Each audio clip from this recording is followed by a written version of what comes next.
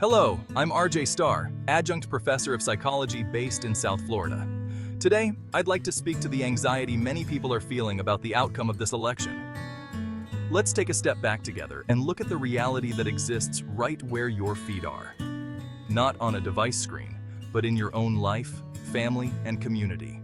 When we ground ourselves in what's here and now, we find we have far more power and peace than the noise of national network news tabloids would lead us to believe. Let's start by looking at the impact of what I'll call national tabloids pretending to be news. These 24-hour cycles of alarmism and sensationalism are pervasive, framing nearly every story as a crisis, an outrage, or a spectacle demanding our attention. They're loud, persistent, and designed to keep us glued to our screens, triggering emotions like fear, anger, or despair.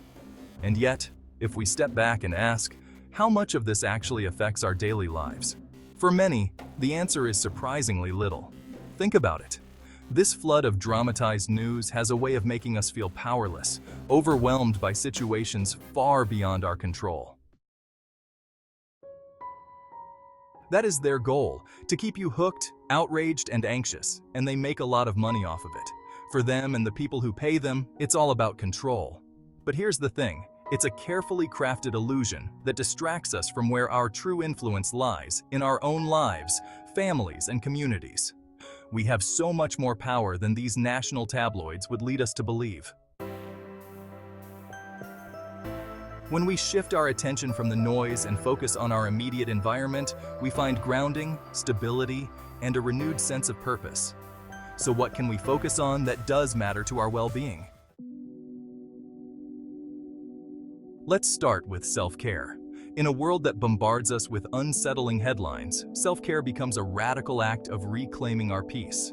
And self-care isn't about indulgence. It's foundational. Small, intentional actions, like setting a consistent sleep routine, nourishing our bodies, getting movement in, or simply carving out moments of stillness, fortify our mental and emotional resilience.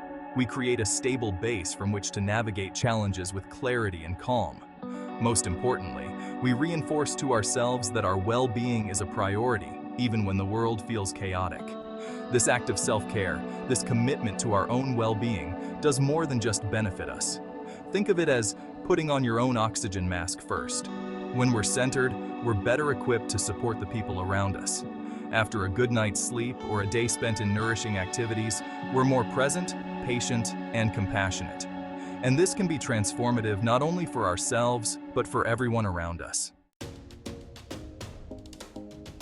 Once we've taken care of ourselves, the next step is extending that care outward, to our communities. When we're caught up in national headlines, community care can be easily overlooked. But imagine if instead of getting pulled into crises halfway across the world, we invested that energy into our own neighborhoods. What would that look like? Small acts of kindness and service create ripples that are often more impactful than any top story on the evening news. It could be as simple as lending a hand to a neighbor, volunteering at a local shelter, or checking in with friends and family. You don't need to solve global issues to make a difference. You can create real change right where you are. When we focus on strengthening our communities, we build networks of support and resilience that make all of us stronger. Letting go of the impulse to stay glued to the national narrative and shifting our attention to what we can influence right here, right now, empowers us. We regain control over our own mental and emotional well-being, reclaim our time, and find fulfillment in real, tangible actions. And these actions ripple outward in ways we might not even see.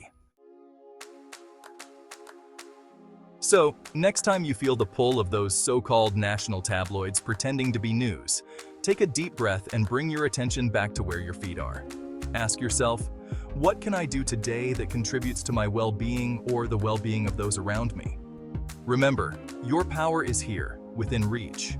You have the ability to shape your world in positive ways, one small action at a time, and you have more inner power than you know. The sensationalism and poison of the national network tabloid news may seem compelling, but it's not where life is truly lived. Real life happens here, in your home, in your relationships, in your community. That's where you can make a real difference. Focus on the reality that exists where your feet are planted, not on the noise of a digital device screen.